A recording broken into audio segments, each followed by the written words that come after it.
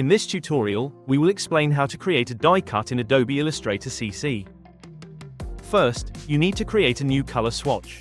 To do this, select Window from the menu, then Color. Adjust the color value by modifying the 4CMYK values. In the Color panel options, select Create New Swatch and rename the color to Cutter. Now change the color type to Spot Color. Confirm by clicking the OK button. The spot color you just created will now appear in the Swatches panel. In the second step, create an outline corresponding to the final format of the label. To do this, select the Rectangle tool from the toolbar on the left.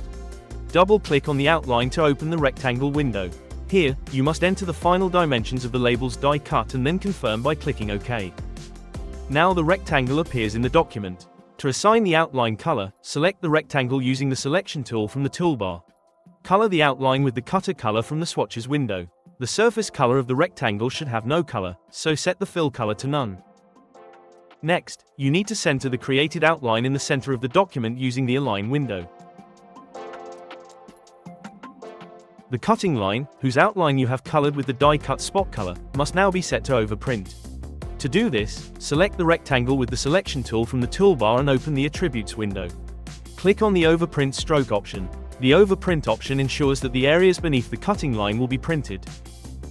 Attention when creating custom-shaped die cuts.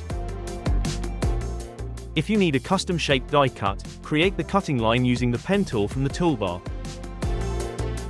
For the production of your labels, it is important that the cutting line is created as an outline and not as a filled area.